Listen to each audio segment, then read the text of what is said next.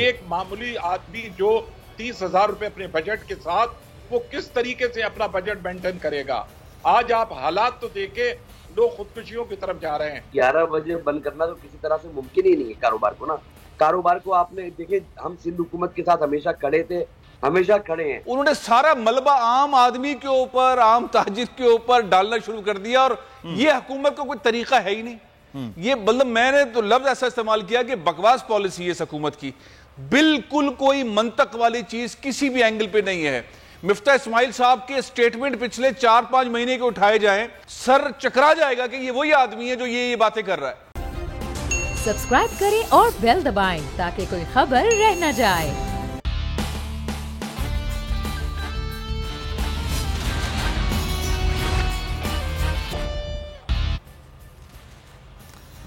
السلام علیکم، the special report with Mudassar Iqbal کے ساتھ حاضر خدمت ہے۔ ناظرین، حکومت کی معاشی پالیسیوں کا اندازہ آپ اس بات سے لگائیے کہ ایک وزیر کہتے ہیں کہ ایک روٹی کو 4 حصوں میں کھایا جائے گا تبھی ہم ملک چلا پائیں گے۔ ایک وزیر صاحب فرماتے ہیں کہ چائے کی 2 کی بجائے 1 پیالی کر لی جائے کیونکہ اس وقت قربانی ہے، چاہے ان کے اپنے لاؤ لشکر بہت بڑے ہوں۔ لیکن سب سے بڑا اور اہم فیصلہ اب سامنے آ رہا ہے، وہ یہ ہے کہ اب کاروباری اوقات تبدیل کر دیے جائیں، مارکیٹس جلدی بند کر دی جائیں، ریسٹورنٹس کو جلدی کلوز کر دیا جائے کیونکہ بجلی کی بچت کرنا ضروری ہے۔ توانائی کو بچانے کے لیے کوئی پلان نہیں ہے، کاروبار کو بند کرنا مقصود ہے اس وقت موجودہ حکومت کے لیے۔ ایک طرف 7,000 سے زائد ارب روپے کے ٹیکس ریونیو کا ہدف رکھنے والی حکومت کاروبار کو بند کر رہی ہے، تو سوال یہاں پیدا ہوتا ہے کہ کس طرح سے پھر وہ لوگ جو کووڈ کے بڑے مشکل 1.5 سال کے بعد اپنے کاروبار کو دوبارہ چلانے میں کامیاب ہوئے ہیں، پھر سے ان کے کاروبار بند کیے جائے، خاص طور پر جب درجہ حرارت 40 سے 48 ڈگری سینٹی گریڈ چل رہا ہو، اور اس میں دوپہر میں شاپنگ اور دوپہر میں کاروبار چلانا کیسے ممکن ہوگا؟ یہ تمام تر سوالات ہیں، اس پہ ہم بات کریں گے۔ ہمارے ساتھ اس وقت موجود ہیں صدر انجمن تاجران سندھ جاوید قریشی صاحب۔ بہت شکریہ قریشی صاحب آپ کے وقت کا، اور ہمیں ساتھ میں جوائن کیا ہے اسد حنیف صاحب نے، صدر ہے آل کراچی ریسٹورنٹ کے۔ اسد صاحب بہت شکریہ آپ کے وقت کا۔ جاوید قریشی صاحب، حکومت کے پاس اب پلان یہ ہے کہ آپ کے کاروبار بند کیے جائیں، اوقات کار تبدیل کیے جائیں، 9 بجے وہ کہہ رہے ہیں کہ مارکیٹ بند کر دی جائے، اسی سے پھر بہتری ہوگی۔ تو کیا اب 9 بجے بند کرنے کے لیے آپ لوگوں سے کوئی بات چیت ہوئی ہے، کوئی معاملات طے ہو گئے ہیں کہ ٹھیک ہے؟ بسم اللہ الرحمن الرحیم، شکریہ مدثر۔ دیکھیے جی، حکومت یک طرفہ فیصلے کر رہی ہے، اس سے نہ تو تاجر برادری کو اعتماد میں لیا گیا ہے اور نہ دوسرے اسٹیک ہولڈروں کو۔ انہوں نے یہ جو بات جب میٹنگ ہوئی تھی لاسٹ ٹائم، جب کمشنر آفس میں مرتضیٰ وہاب صاحب اور اکرام دھاریجو صاحب سے اور کمشنر کراچی صاحب بھی موجود تھے، ہم نے انہیں تجویز دی تھی کہ جو آپ ٹائمنگ ہمیں رکھتے ہیں کم از کم 9:30 10 بجے کی ٹائمنگ تھے، لیکن اس کے اندر آپ ایک ہماری یہ شرط شامل ہے کہ اس دوران ہمارے جو بھی کمرشل فیڈر ہیں اس پہ لوڈ شیڈنگ 0 ہو۔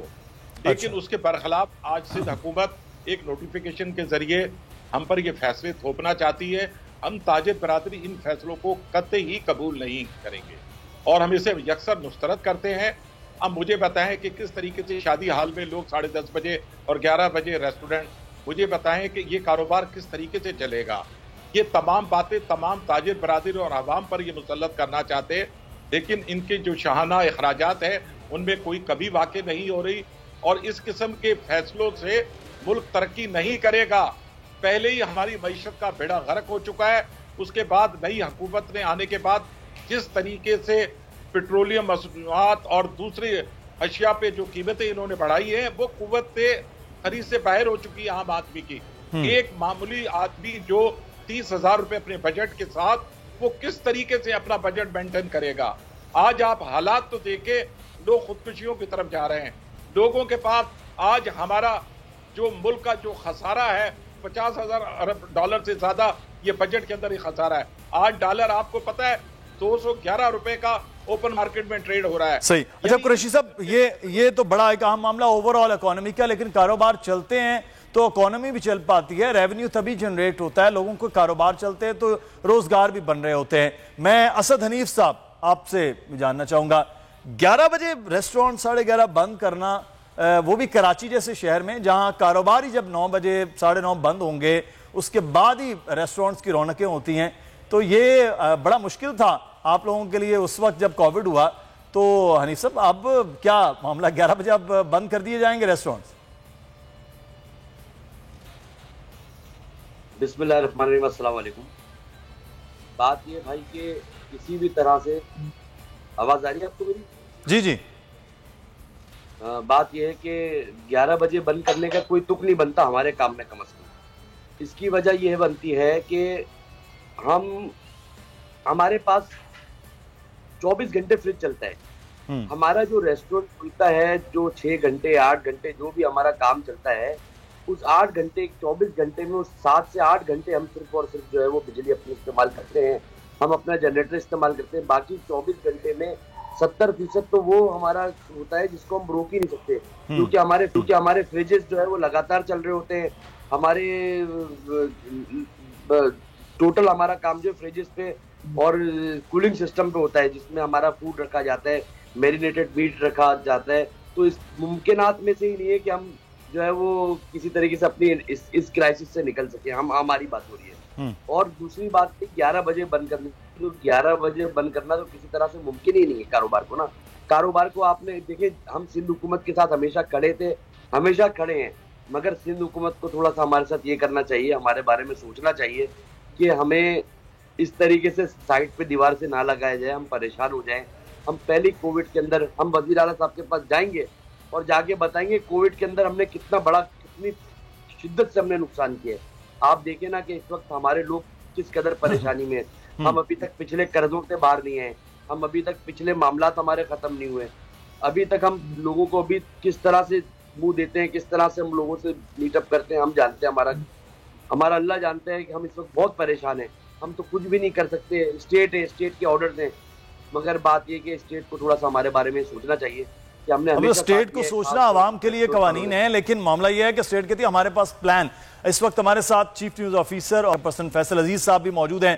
فیصل صاحب بہت شکریہ سر آپ کے وقت کا. فیصل عزیز صاحب دیکھیں, ایک پیالی چائے پئیں گے تو معیشت کو بہتر کیا جا سکتا ہے, روٹی 4 حصوں میں تقسیم ہوگی تو ملک چلایا جا سکتا ہے, پیٹرول کم استعمال ہوگا تو امپورٹ کم ہوگا, ملک کی بہتری ہو سکتی ہے. اور اب مارکیٹس جلدی بند کی جائیں گی, ریسٹورنٹس جلدی کلوز کر دیے جائیں گے, شادی ہال بند کر دیے جائیں گے, تو پھر بجلی کی بچت. تو یہ وہ تجربہ کار ٹیم کی معاشی پلاننگ ہے جس کے لیے تگ و دو ہو رہی تھی.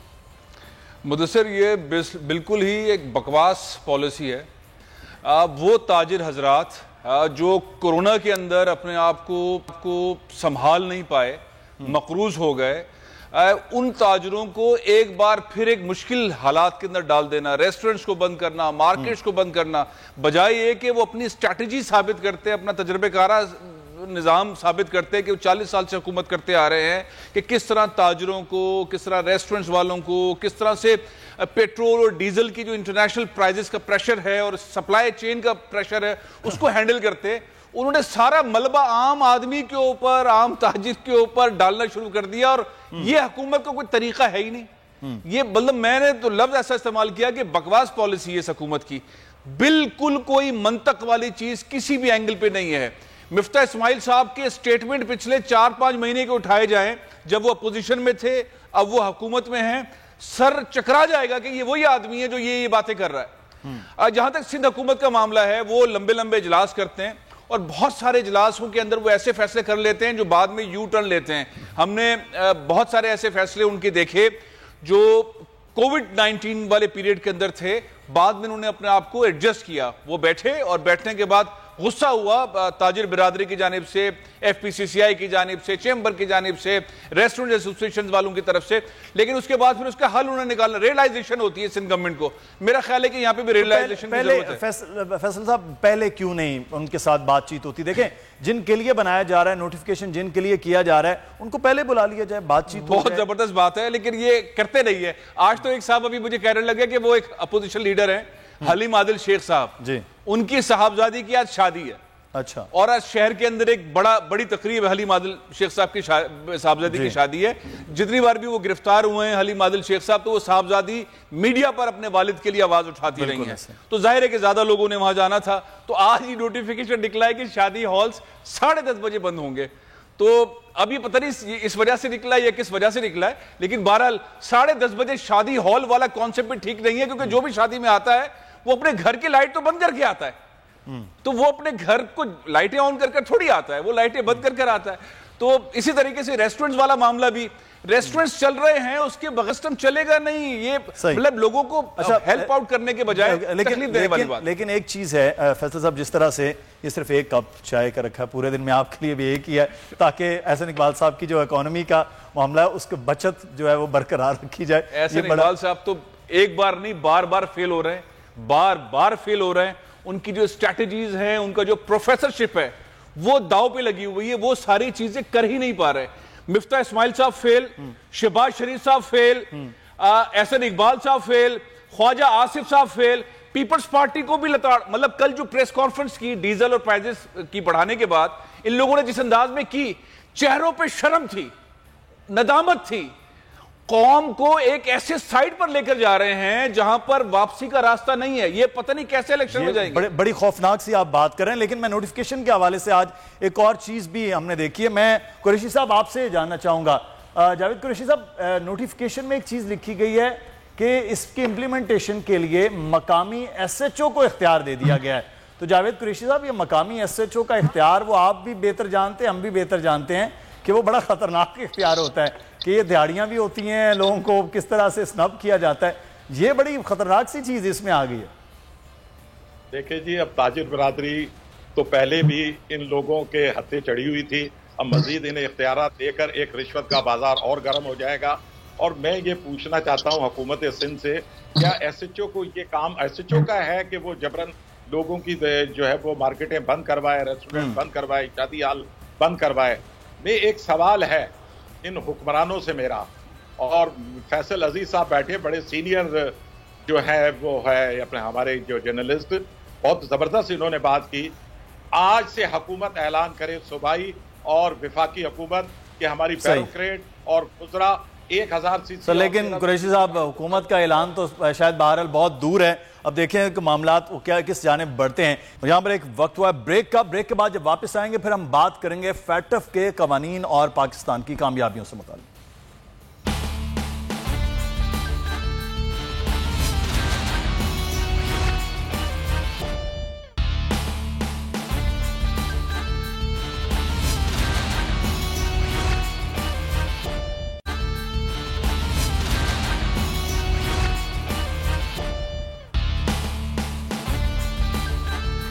بریک کے بعد آپ کو خوش آمدید کہتے ہیں، اور ہم بات کریں گے اس وقت فیٹف کے حوالے سے۔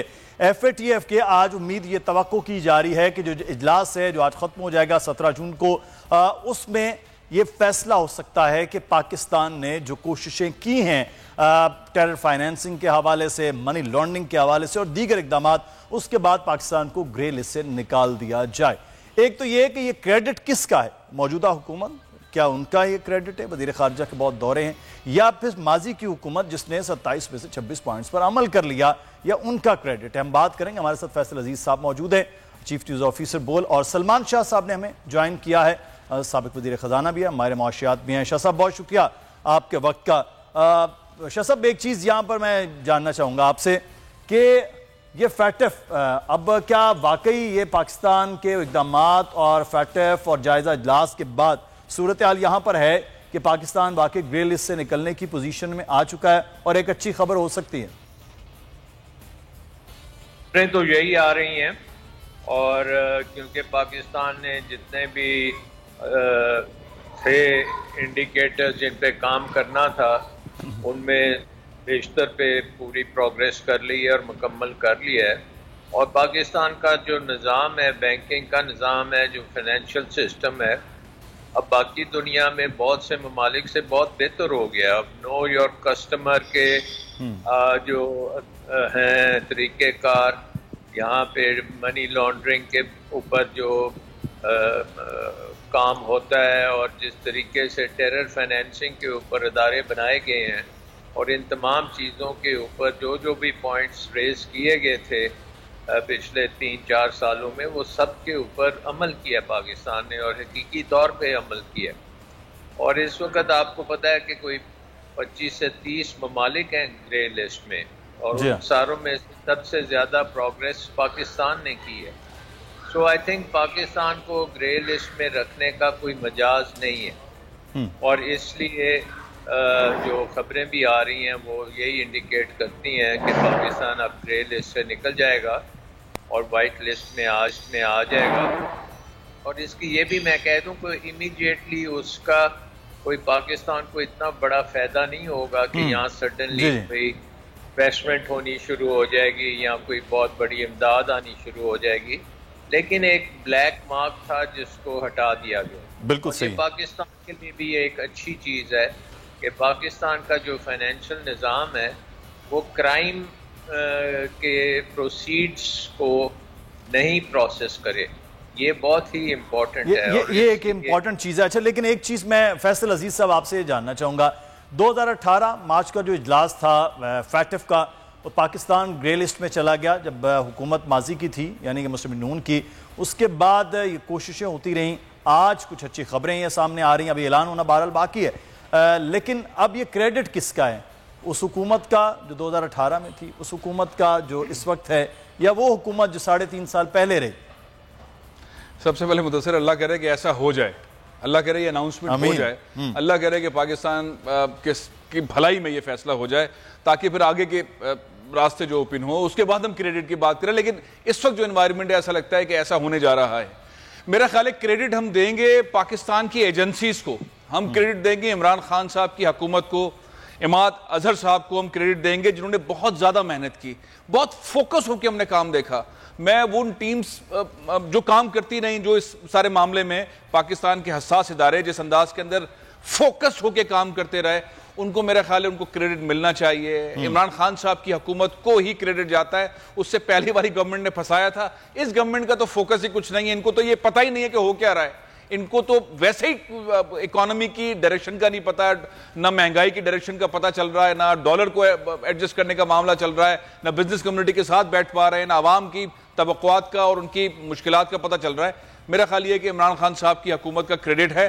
لیکن بہت اچھی بات کی ڈاکٹر سلمان شاہ صاحب نے کہ یہ اب یہ جو کچھ ہو گیا ہے, ظاہر ہے کہ یہ انشاءاللہ ہو جائے گا, تو اس کے بعد آگے کا راستہ کیا ہے؟ فوری طور پر کوئی فائدہ پاکستانی قوم کے لیے, پاکستانی معیشت کے لیے نظر نہیں آ رہا, لیکن بہرحال ایک راستہ کھلے گا, ایک اچھائی کی طرف جائیں گے کہ وہ ایک کالا دھبا پاکستان پہ لگا ہوا تھا وہ ہٹ گیا ہے. اس کا کریڈٹ ہم آرمی کو بھی دیں اور عمران خان صاحب کو بھی دیں. سرمایہ کاروں کا یہ کہ کم از کم وہ جو رخ ہے وہ اب ہوگا, کیونکہ فائنینشیل ایکشن ٹاسک فورس کا وہ جو پاکستان پہ گرے ایک مارک ہے اس سے نکلیں گے. لیکن میں سلمان شاہ صاحب آپ سے ایک چیز جاننا چاہوں گا, اس وقت جو میرے پاس فگر آئے تھے وہ تقریباً 1.5 گھنٹہ پہلے کے تھے, 110 روپے اوپن مارکیٹ, ابھی مجھے بتایا جا رہا ہے 111 اور 12 پہ پہنچ گیا ہے. یہ ڈالر قابو میں نہیں آ رہا ہے. یہ ایک تو کہا گیا مشکل فیصلے, پیٹرول بڑھ گیا, بجلی کے ٹیرف میں اضافہ ہو گیا, گیس کے ٹیرف میں اضافہ ہو گیا, جب مشکل فیصلے ہو گئے ہیں تو پھر یہ ڈالر قابو نہیں آ رہا. معیشت کی تجربہ کار ٹیم کیوں نہیں کر پا رہی اس چیز کو قابو؟ دیکھیں, پاکستان کی ہسٹری میں بہت سے بلنڈرز ہوئے ہیں, اور ان میں ایک بلنڈر یہ رجیم چینج کا بھی ہے, کیونکہ جس وقت یہ رجیم چینج کی گئی اس وقت پوری دنیا ٹرم آئل میں تھی, ایک افراتفری کیفیت تھی پوری دنیا میں. پینڈیمک کی وجہ سے سپلائی چینز ڈسرپٹڈ تھیں, اس کے اوپر یوکرین کی وجہ سے تیل کی اور گندم کی اور فوڈ پروڈکٹس کی چینز بالکل درم برم ہو گئیں اور ان کی قیمتیں آسمان پہ چلی گئیں. اور اس وقت ہم نے سوچا, ہماری سیاست نے سوچا کہ یہ بہت اچھا وقت ہے کہ حکومت کو گرایا جائے اور نئی حکومت لائی جائے. آئی تھنک اس دن آپ اگر انٹرنیشنل پاکستان کی کریڈٹ ریٹنگ دیکھیں یا پاکستان کا رسک پریمیم جو ہے وہ جو کہ ڈیلی بیسس پہ کیلکولیٹ ہوتا ہے آج کی دنیا میں, وہ تقریباً 300 بیسس پوائنٹ سے بڑھ کے 1600 بیسس پوائنٹس پہ چلے گیا, یعنی کہ 5 گنا اس میں اضافہ ہو گیا پاکستان کے رسک میں. اس کا مطلب کیا ہے؟ اس کا مطلب یہ ہے کہ پاکستان جب بھی عالمی منڈیوں میں جائے گا کوئی پیسہ ریز کرنے کے لیے تو پیسہ نہیں ملے گا یا بہت مہنگا ملے گا. اور اس کے بعد اب 8 ہفتے ہو گئے ہیں تقریباً, وہ پریمیم جو ہے وہ بڑھتا جا رہا ہے, کم نہیں ہو رہا. سو یہ ایک انڈیکیٹر ہے کہ یہ چینج آف رجیم جو ہے یہ پاکستان کے لیے بڑی خطرناک ثابت ہوئی ہے، کیونکہ پاکستان کی اکانومی پہلے ہی بڑی فریجائل تھی، کیونکہ پاکستان کی اکانومی میں قرضوں، بیرون ملک قرضوں کا بہت بڑا بوجھ تھا، اور ہمیں پتہ تھا کہ 15 سے 20 ارب ڈالر سالانہ ہم نے مارکیٹ سے پیسہ اٹھانا ہے بیرون ملک، اور یہ قرضے واپس کرنے ہیں، اور ادروائز ہمارے پاس کوئی سورس نہیں ہے ان کو واپس کرنے کی، اور اگر ہم یہ پیسہ نہیں ریز کر سکیں گے تو پھر ہم ڈیفالٹ میں جائیں گے، اور ڈیفالٹ کے جو کانسیکوینسز ہیں وہ میں اس وقت میرا خیال ہمیں بات بھی نہیں کرنی بالکل، یہ بڑا خوفناک سا ایک عمل ہے جب ہم یہ ڈیفالٹ بھی سوچتے ہیں۔ اچھا، میں ایک چیز جو ہے وہ فیصل عزیز صاحب آپ سے جاننا چاہوں گا، اب تجربہ کار حکومت ہے، چیزیں ہیں، تو اس کا مطلب ہے جب تک آئی ایم ایف سے قسط نہیں آ جاتی ہے، جب تک دوست ممالک کے جو پاکستان کے ساتھ اگریمنٹ چل رہے تھے، جو پیسہ چل رہا تھا وہ واپس نہیں آ جاتا، تب تک اس کا مطلب ہے کہ ہم ایسے ہی رہیں گے، ڈالر ایسے ہی بڑھے گا، اور مہنگائی تو خیر آؤٹ آف کنٹرول ہی آپ کے سامنے۔ مدثر، بہت سمپل سا معاملہ ہے، پاکستان کے جو دوست ممالک ہیں انہوں نے اس حکومت کے اوپر اعتماد کرنے سے انکار کیا ہے۔ جتنے بھی دورے شہباز شریف صاحب نے کیے، جو ریپوٹیشن ہے اس حکومت کی، ضمانت کے اوپر وزیر اعظم ہے، کابینہ 60% ضمانت کے اوپر ہے، وہ ریپوٹیشن کے ساتھ نہ ٹرکی ساتھ ہے، نہ سعودی عرب ساتھ ہے، نہ چائنا ساتھ ہے، نہ یو اے ساتھ ہے، کوئی ملک بھی ساتھ نہیں ہے۔ کھلم کھلا انہوں نے کہا پہلے آئی ایم ایف سے جا کے آپ ٹھپا لگوائیں، اس کے بعد ہمارے پاس آئیں۔ اب آئی ایم ایف کے ساتھ جو شرائط، جو بھی اب اس وقت الزام لگا رہے ہیں، عمران خان صاحب نے یہ ڈیل کر لی تھی، ان کی حکومت نے یہ کر لی تھی، ہم تو ایگزیکیوٹ کر رہے ہیں۔ اور بھائی ڈیل کوئی بھی انہوں نے کی تھی، لیکن وہ جس اسٹریٹجی کے ساتھ چل رہے تھے، عوام پہ پریشر نہیں آ رہا تھا، آنے نہیں دے رہے تھے وہ پریشر، جس طرح بھی سبسڈی بنا رہے تھے، جو کچھ بھی کر رہے تھے، حکومت اسٹریٹجی بنا کے تھلے نہیں لگی ہوئی تھی آئی ایم ایف کے، لیٹی ہوئی نہیں تھی، یہ تو بالکل لیٹ گئے۔ اب جب تک آپ آئی ایم ایف کے ساتھ ڈیل نہیں کر لیتے، اب 20 جون کو اجلاس ہے، لیکن ایجنڈے کے اندر شامل نہیں ہے پاکستان کا یہ والا معاملہ جو قسط جاری ہونی ہے، وہ دباؤ بڑھا رہے ہیں۔ اچھا، جب بھی جا کے ڈیل پوری ہوگی، اس کے بعد ہم دوبارہ جائیں گے سعودی عرب، ہم پھر جائیں گے یو اے، ہم پھر جائیں گے چائنا، اور ہم پھر جائیں گے اور ممالک کے پاس کہ بھائی اب تو ہو گیا، پلیز ہمیں پیسے دیں۔ جب یہ پیسہ آئے گا تب ڈالر پھر رکنا شروع ہوگا، ابھی ڈالر نہیں رکے گا۔ میرے حساب سے جو بہت سارے ماہرین کہہ سکتے ہیں، ڈاکٹر صاحب اس کے اوپر روشنی ڈال سکتے ہیں، کہ ڈالر کی ریل ویلیو پاکستان میں 178 179 80 ہے، باقی جو یہ ڈالر اوپر جا رہا ہے یہ کموڈیٹی کی صورت میں جا رہا ہے، کیونکہ حکومت کے پاس کوئی اسٹریٹجی نہیں ہے اور پاکستان میں ڈیمانڈ اینڈ سپلائی کا معاملہ ہے، اس لیے ڈالر اوپر جا رہا ہے۔ ڈالر کو نیچے آنا ہے، لیکن حکومت صحیح فیصلے کرے گی، صحیح ڈائیلاگ کرے گی، دباؤ میں نہیں آئے گی، پاکستان کے لیے لڑے گی، پاکستانیوں کے لیے لڑے گی، تب جا کے مسئلہ حل ہوگا۔ اچھا سلمان شاہ صاحب، ایک چیز میں جاننا چاہوں، بار بار یہ بات ہوتی ہے کہ خان صاحب نے اپنے دور حکومت میں آئی ایم ایف کے ساتھ یہ ڈیل کی، ڈیل تو آئی ایم ایف کے ساتھ چل رہی تھی اس حکومت کی، لیکن 18 دنوں میں 83 روپے پیٹرول کی پرائز بڑھنا، کیا اس طرح کی آئی ایم ایف کے ساتھ ڈیل اور اس حکومت میں وہ جو خان صاحب کی ڈیل ہے اس کو زبردستی 1 مہینے میں امپلیمنٹ کروایا جا رہا ہے، یہ اس کی حقیقت کیا ہے؟ دیکھیں، بات یہ ہے کہ مفتاح صاحب کو 2-3 موقع ملے تھے کہ یہ ڈیل کر لیتے، کیونکہ دیکھیں ہر گورنمنٹ کی اپنی ایک ویژن ہوتی ہے نا، اور اس کی ایک کریڈیبلٹی ہوتی ہے۔ اگر اس کو ہم دیکھتے کہ یہ رجیم چینج نہ ہوتی، مجھے پورا یقین ہے کہ شوکت ترین نے آئی ایم ایف کے ساتھ معاملے سیٹ کر لینے تھے، لیکن کیونکہ رجیم چینج ہو گئی، اس کے بعد آپ دیکھیں کہ مسٹر مفتاح جو ہیں یہ واشنگٹن گئے اپریل میں، اور وہاں پہ ان کو ڈیل کر لینی چاہیے تھی، لیکن یہ ڈیل کرنے سے پہلے انہوں نے سوچا کہ یہ پہلے لندن سے مشورہ کریں گے، پھر یہ زرداری صاحب سے مشورہ کریں گے، پھر مولانا صاحب سے مشورہ کریں گے، پھر شہباز شریف صاحب سے مشورہ کریں گے، اور وہ بیچ میں ہی رہ گئی۔ اس کے بعد پھر ان کو موقع ملا کہ دوحہ میں جا کے یہ بات چیت کریں، کم از کم وہاں جا کے اس وقت کلیئرٹی کے ساتھ کام کرتے، تو وہ بھی نہیں کیا، وہاں سے بھی ویسے خالی ہاتھ آ گئے۔ اس کے بعد تھا کہ یہ بجٹ بنائیں گے جو آئی ایم ایف کو ایکسیپٹیبل ہوگا، اور یہ بجٹ اب دیکھیں اتنا ناقص بجٹ بنایا گیا ہے کہ وہ تو ریفلیکٹ نہیں کرتا کہ پاکستان کوئی ایسا ملک ہے جو بینکرپسی کے دھانے پہ کھڑا ہے، اور اس میں کوئی آپ دیکھتے ہی نہیں ہے کہ کیا تدبیر کی گئی ہیں، ان کی کیا اسٹریٹجی ہے کہ ڈیفالٹ سے ہم کیسے بچیں گے۔ انہوں نے بالکل وہی کام کیے کہ آئی ایم ایف نے بھی اس بجٹ کو ریجیکٹ کر دیا، اور یہ بجٹ جو ہے بزنس ایز یوزول کا تو ہو ہی نہیں سکتا. یہ تو بالکل ایسا بجٹ تھا جس میں آپ نے پاکستان کو بچانا تھا اور اس کو آپ نے آئی ایم ایف کی کنسلٹیشن کے بغیر بنا دیا. تو یہ ریفلیکٹ کرتا ہے کہ سیریسنس جو ہے, کیونکہ اس وقت ٹائم ہمارے پاس بہت شارٹ ہے, time is critical. Every day آپ دیکھ رہے ہیں کہ پاکستان کی جو ریٹنگ ہے وہ نیچے جا رہی ہے, پاکستان سلپ ہو رہا ہے.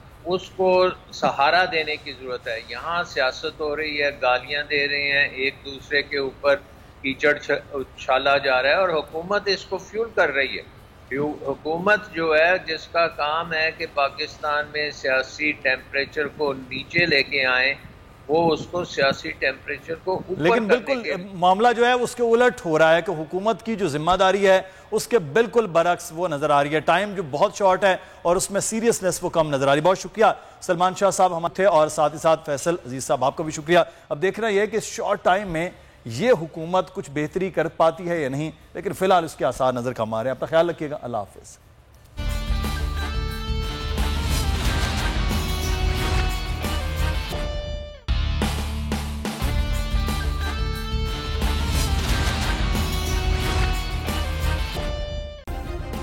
سبسکرائب کریں اور بیل دبائیں تاکہ کوئی خبر رہ نہ جائے.